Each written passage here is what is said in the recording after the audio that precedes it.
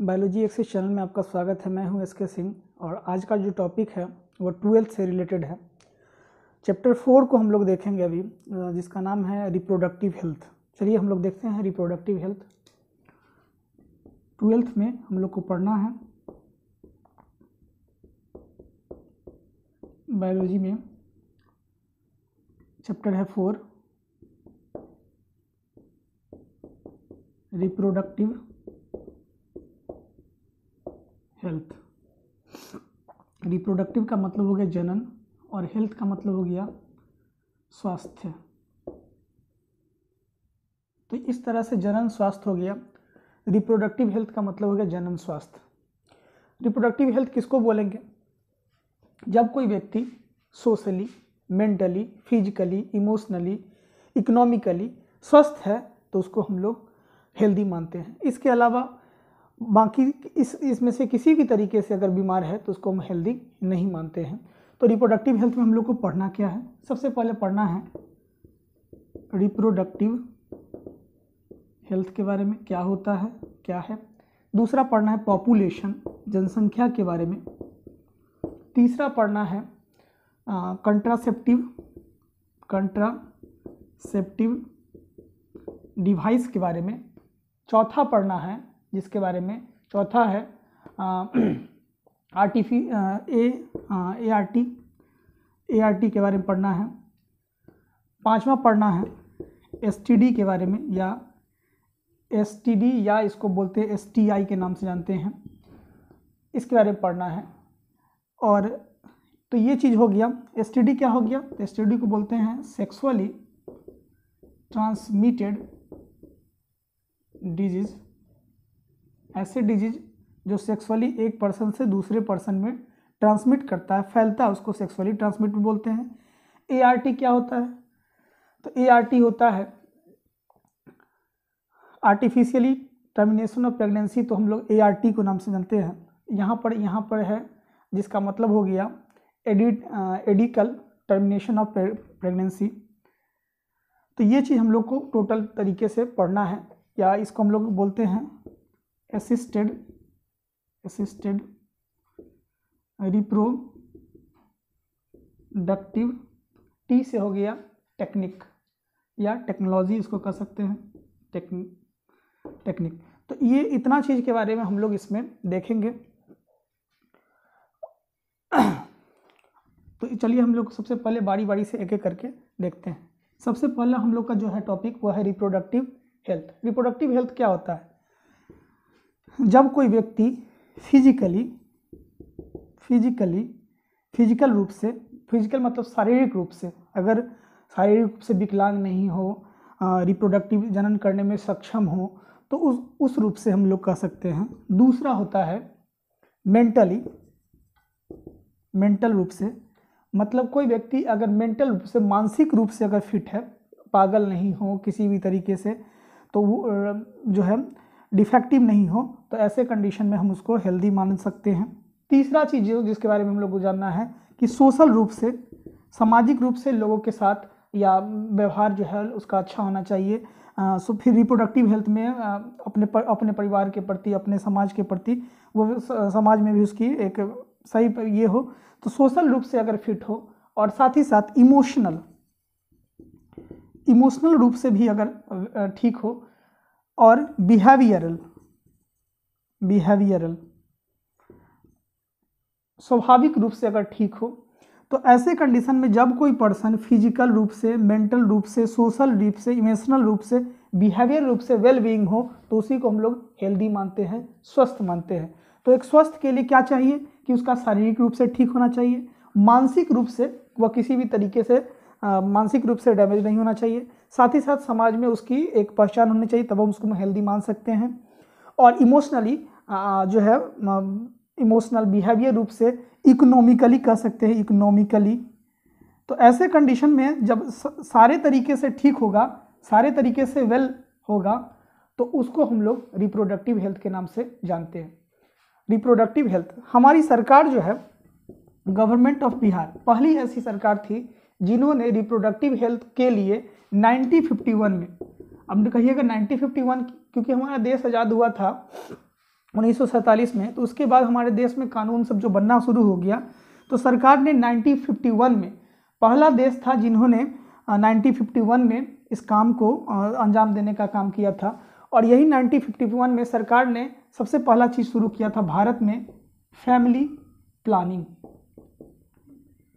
Family planning, family planning का slogan क्या था कि हम दो और हमारे दो, हमारे दो, मतलब हमारे दो होना चाहिए, और हम दो हैं मतलब मेल और फीमेल है, उसके साथ साथ उनके दो बच्चे होने चाहिए, उससे अधिक नहीं होना चाहिए। लेकिन यह केवल पन्नों पर है, इस पर कोई जो है अमल नहीं हो सका। बाद में हमारी सरकार के द्वारा एक प्रोग्राम चलाया गया जिसका नाम था RCH। इसका मतलब था reproductive child health care. Reproductive child health care ये क्या कहता है?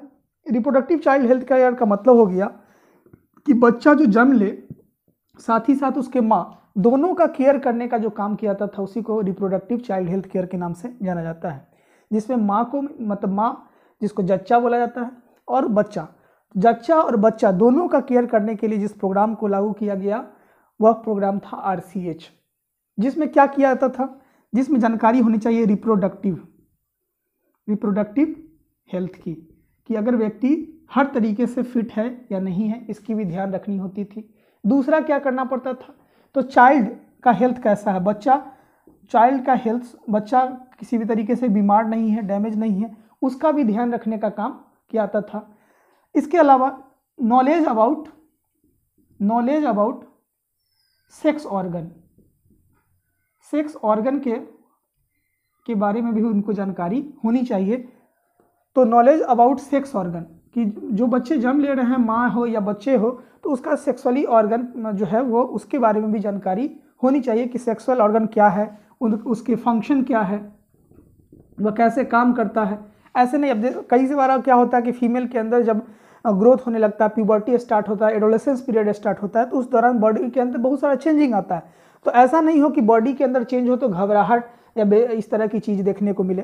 तो इसके लिए नॉलेज अबाउट सेक्स ऑर्गन, वो ऑर्गन के बारे में जानकारी होना चाहिए कि वो ऑर्गन किस तरह से परफेक्ट है, किसी भी तरीके का डैमेज नहीं है। जैसे फीमेल के अंदर ब्रेस्ट का डेवलपमेंट है, हिप्स का डेवलपमेंट है, तो जो ऑर्गन मेंस्ट्रुअल साइकिल का आना हो गया, तो ऐसे ऑर्गन जब डेवलप कर रहा हो तो उस कंडीशन में फीमेल को ये जानकारी होनी चाहिए, या फीमेल में घबराहट, बेचैनी, इस तरह की चीज़ नहीं है, इसलिए इसका होना जरूरी है। तो नॉलेज अबाउट सेक्स ऑर्गन। इसके अलावा जो है चेंजेज, उसके अंदर जो चेंजेज होता है, चेंजेज इन बॉडी ग्रोथ, शरीर के अंदर जो चेंजिंग होता है उसके बारे में भी जानकारी होना जरूरी है। तो इन सब बातों पर रिप्रोडक्टिव चाइल्ड हेल्थ केयर में ध्यान रखा जाता है, जिससे क्या हो कि बच्चा के साथ साथ माँ को भी अपना केयर कर सके, साथ ही साथ मेल भी अपने आपको इन सब चीज़ों के रूप में, जैसे फीमेल के अंदर या मेल के अंदर जो एडोलेसेंस पीरियड आता है, प्यूबर्टी का टाइम स्टार्ट होता है, तो उन सभी कंडीशन में मेल और फीमेल दोनों को इसके बारे में जानकारी होना, ये चीज़ हो गया। इसके बाद और क्या केयर किया जाता था, चलिए आगे देखते हैं इसमें और क्या केयर किया जाता था।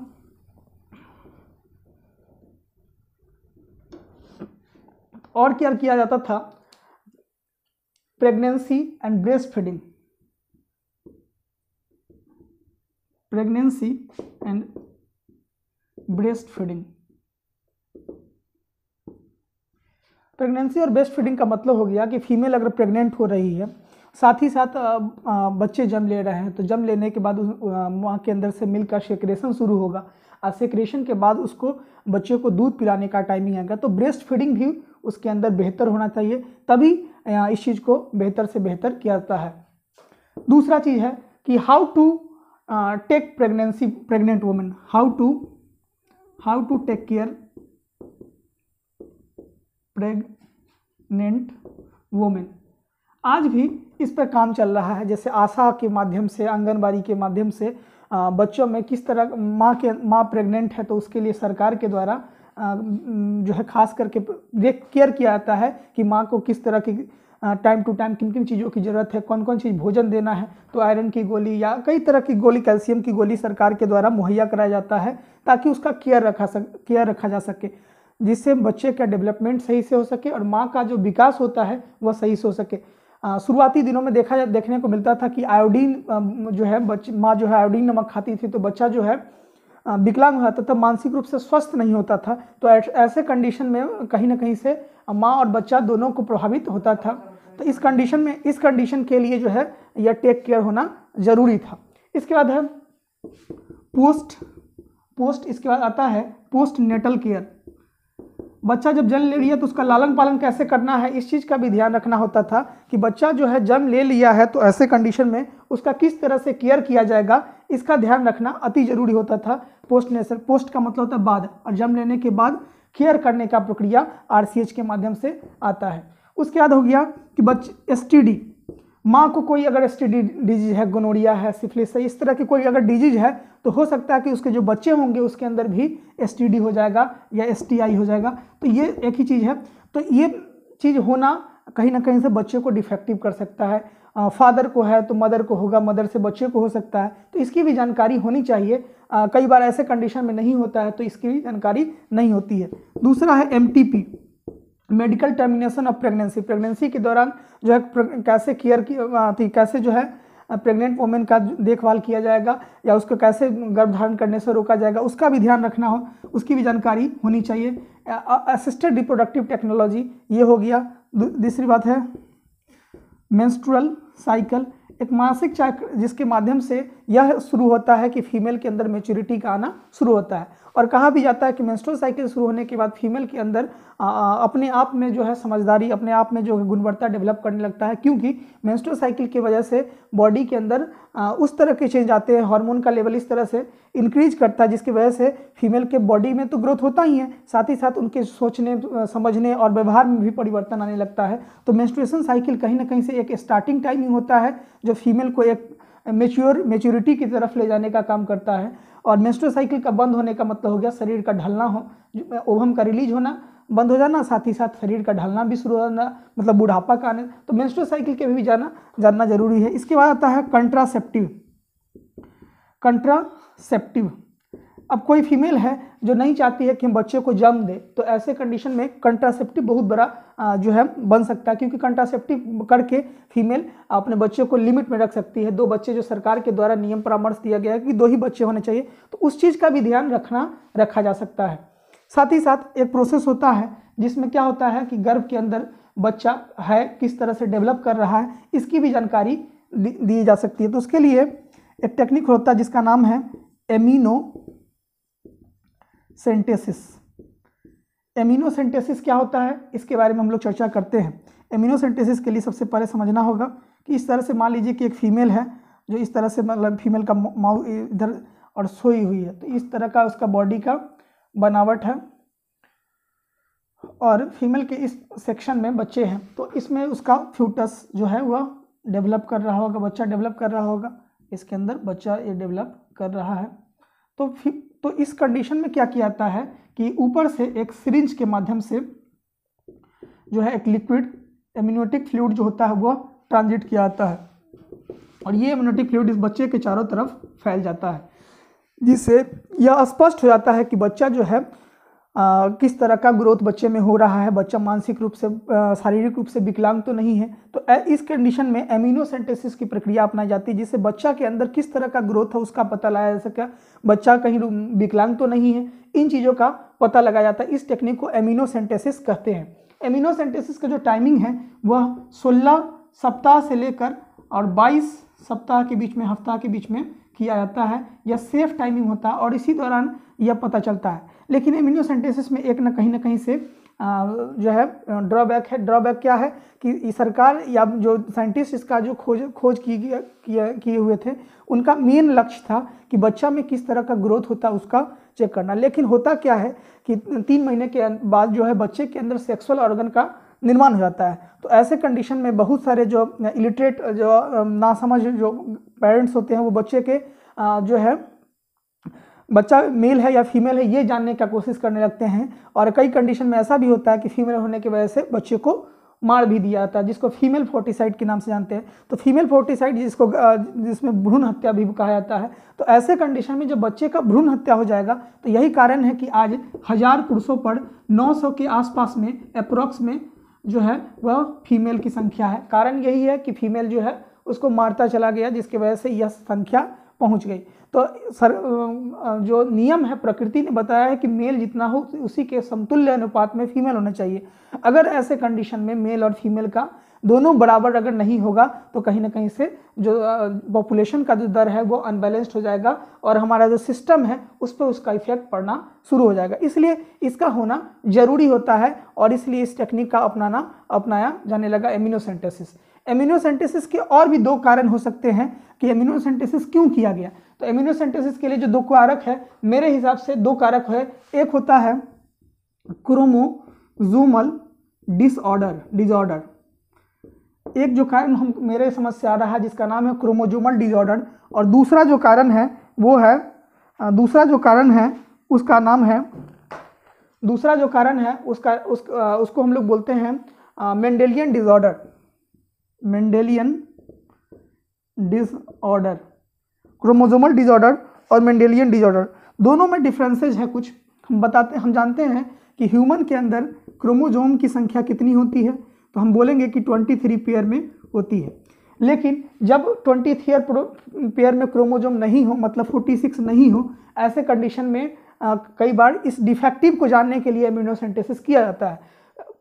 26 नहीं होगा तो कितना होगा क्रोमोसोम, तो 26 नहीं होगा तो हो सकता है कि क्रोमोसोम की संख्या 23 नहीं होकर जो है 46 नहीं होकर 47 हो जाए, हो सकता है कि 47 नहीं होकर 45 हो जाए, हो सकता है कि जो है ट्राइसोमी हो जाए, तो ट्राइसोमी हो जाए। तो ऐसे कंडीशन में एक 3 डिजिट इसके लिए दिया गया है जिसको हम लोग कोड के माध्यम से देखते हैं DKT।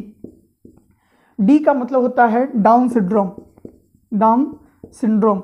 ऐसे कंडीशन में बच्चा का जो है मानसिक जो है डेवलपमेंट, इसको हम लोग ट्राइसोमी हो जाता है। इसमें कोई क्रोमोसोम 21 क्रोमोसोम जो होता है वह ट्राइसोमी हो जाता है, जिसकी वजह से बच्चा का मेंटल ग्रोथ नहीं हो पाता है, बच्चा मानसिक रूप से विकलांग होता है।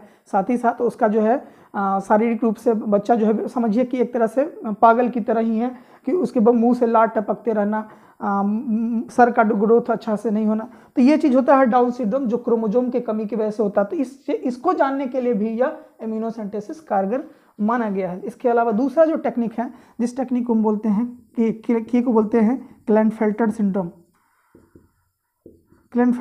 सिंड्रोम। ये सिंड्रोम जो होता है इसमें क्या होता है कि क्रोमोसोम हम लोग को का जो क्रोमोसोम होना चाहिए वो 46 होना चाहिए, लेकिन जब कंडीशन आता है कि क्रोमोसोम की संख्या 47 हो जाएगा, नॉर्मली ह्यूमन के क्रोमोसोम को हम आइडेंटिफाई एक्स और वाई से करते हैं, लेकिन इस कंडीशन में क्या होता है कि एक्स के साथ एक और एक्स हो जाता है, इसमें एक्स वाई हो जाता है, जिससे क्या होता है मेल के अंदर फीमेल का कैरेक्टर देखना शुरू हो जाता है, और इसी को हम लोग थर्ड जेंडर बोलते हैं, किन्नर बोला जाता है, क्योंकि इसमें क्रोमोसोम मेल तो है ही, साथ ही साथ फीमेल का कैरेक्टर दिखने लगता है। तो इसको हम लोग क्लेनफेल्टर सिंड्रोम के नाम से जानते हैं।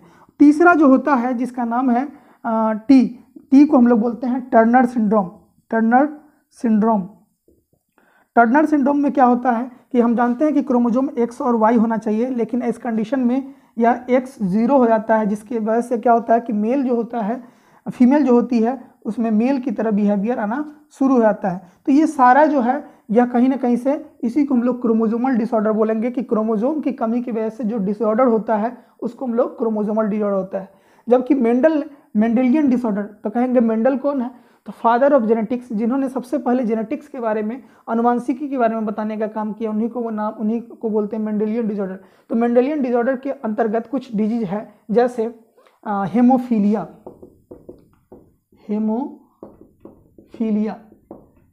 जिसमें क्या होता है कि खून जो है खून नहीं जमता है। खून नहीं जमने के पीछे कारण होता है कि इसके अंदर क्लॉटिंग फैक्टर प्लेटलेट्स की कमी होती है। प्लेटलेट्स कहेंगे क्या है, तो हम जानते हैं कि ब्लड में 2 सेल होते हैं, एक होता है ब्लड सेल और दूसरा होता है प्लाज्मा। तो प्लाज्मा जो होता है वह 55% और ब्लड सेल 45% होता है। तो ब्लड सेल में 3 चीज़ होते हैं, RBC, WBC और प्लेटलेट्स। तो RBC ब्लड को ट्रांसपोर्ट करता है, WBC डिजीज से प्रोटेक्शन करता है और प्लेटलेट्स खून जमाने से बचाता है। तो यही प्लेटलेट्स की कमी होने की वजह से खून नहीं जमता है। साथ ही साथ इसमें विटामिन K भी रिस्पॉन्सिबल होते हैं जो खून को जमने में मदद करते हैं और कुछ प्लाज्मा भी होते हैं। तो हेमोफीलिया वाले में क्या होता है कि ऐसे पेरेंट्स, ये जेनेटिक डिसऑर्डर होता है और ये फिर रानी विक्टोरिया को हुआ था। तो ऐसे में होता क्या है कि कटने के बाद खून जो है क्लॉट नहीं करता, जिसकी वजह से इस तरह की समस्या देखने को मिलती है। तो ये हेमोफीलिया हो गया। इसके बाद हम लोग देखेंगे, हेमोफीलिया हो गया। उसी तरह से आता है सिकल सेल एनीमिया। आरबीसी का जो सरफेस होता है वो सरफेस जो होता है एनेमिक हो जाता है, जिसमें एडवर्ड सिंड्रोम आता है, पटाउ सिंड्रोम आता है। तो ये सारे जो डिजीज हो गया वह कहीं ना कहीं से मेंडेलियन डिसऑर्डर के रूप में जाना जाता है। तो इस चीज़ को हम लोग समझे हैं कि यह क्या क्या, इसमें कौन कौन से फैक्टर को दिखाने का प्रयास किया जाता है।